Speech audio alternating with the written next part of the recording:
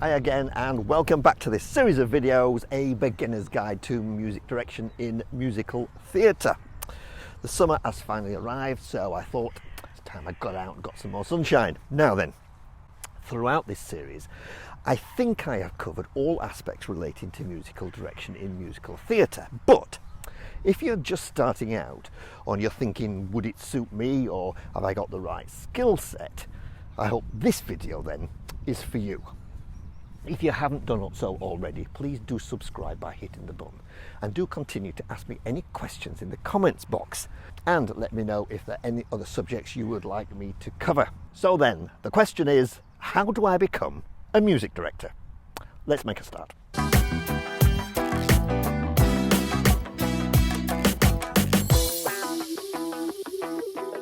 In a recent video, I spoke about the two qualities I feel one needs to acquire in order to be a proficient and respected music director. Take a look at it if you haven't seen that already.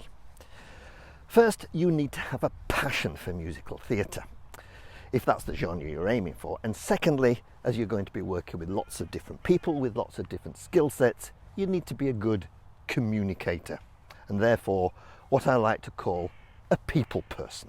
Of course, an obvious requirement is that to be able to read music and be a proficient and sound musician.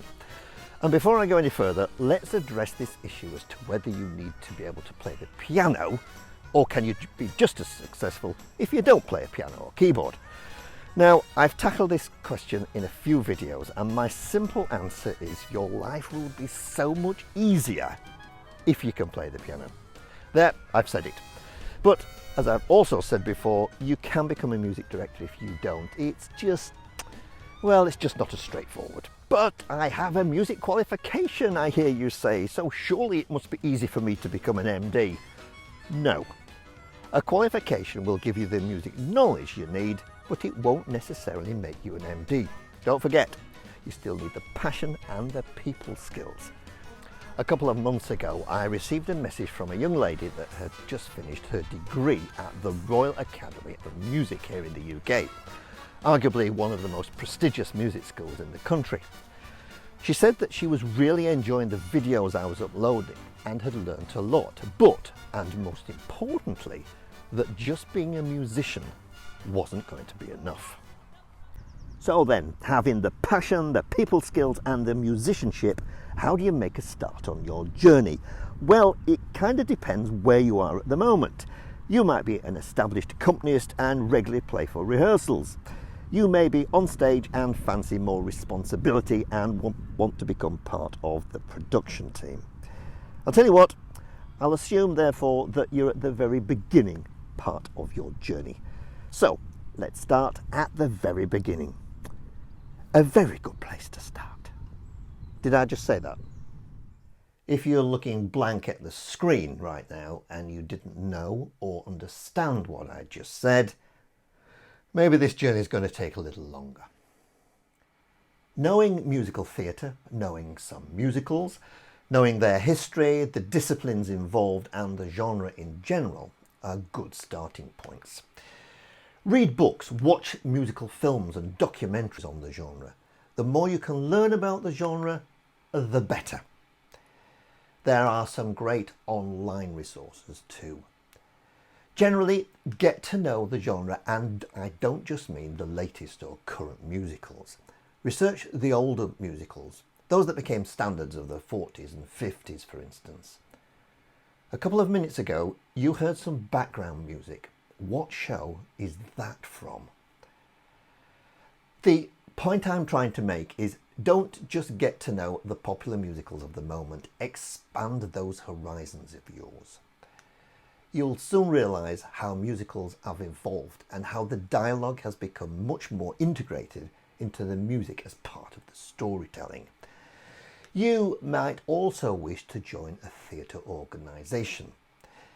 Here in the UK, the National Operatic and Dramatic Association is a good resource of what's on in your locality and nationally, and what groups are nearby, the type of works that they perform, plus a great deal more information to help you choose which type of group is right for you. I'm sure there will be similar associations for theatre wherever in the world you live too. If you haven't done so already, join a group and get yourself some performance experience. The greatest advantage to any music director is having the experience of being on stage yourself and all that entails. Now, that might seem a little daunting to many, but if you've been on the back row or indeed the front row of the chorus, you know exactly what you need from your music director. You'll learn exactly what clear and consistent teaching actually is. You will learn how to remember those harmonies and know exactly when, after a number of harmony singing rehearsals, what it's like then to be on the floor and the choreographer is running through a specific number and you can't remember the harmony line that was taught 2 weeks ago. Then you'll appreciate how beneficial recapping the music teaching can be.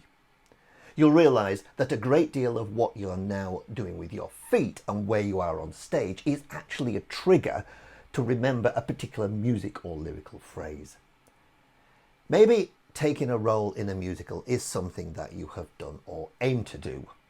Again, this will stand you in excellent stead for if you then go on to become an MD.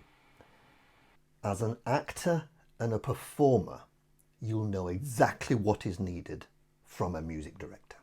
I joined my local society at the tender age of 14 or 15, I think it was, which, as I remember, was the minimum age requirement at the time, although I had some small child roles some years before on stage. Yes, I was on the back row of the chorus for a couple of years. I took some supporting minor roles and later on some major roles.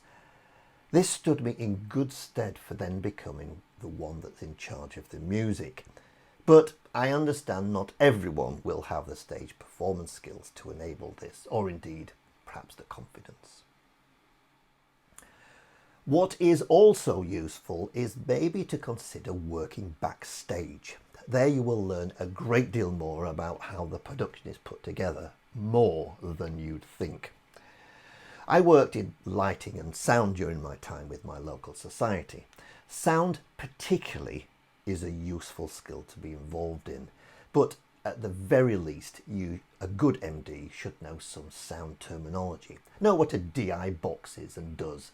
EQ, reverb, monitoring are all terms you should know, and of course it helps cement your relationship with your sound crew immensely. That can only ever be a good thing. All these are useful disciplines to get involved with, but I appreciate this isn't always possible, and maybe you just play the piano. How can you progress to the next level? Do remember that the name of a local and competent pianist will travel. If you're a pianist and wanting to progress, offer your services to a local group. Keep a lookout for any groups that have been advertising a vacancy online. Maybe join their Facebook group. Many larger towns and cities have much more than one group. Join more than one and offer your services to more than one. Why not? Most groups may appreciate having some additional contacts that can help out for some rehearsals if they already have a regular accompanist. If you already play another instrument, join a local band or orchestra. By doing this, you will start to get to know other musicians in the area and generally start to spread your name. Local musicians are very likely to play in the band or orchestra for the local company or group anyway. Contacts can be everything. As in the world of general employment, the adage of not what you know but who you know can play a huge part in this musical journey. If you're already a member of a group, watch how your current music director runs rehearsals and the techniques they use to get the message across. Note what works and note, more importantly, note what doesn't work and remember it. Watch the company themselves. Are they learning? Are the instructions clear to them? It's only through experience of working with others, watching, listening and noting others working does one get a sense of what works. If you play for rehearsals currently, You certainly spend a lot of time when not actually playing, listening and watching others.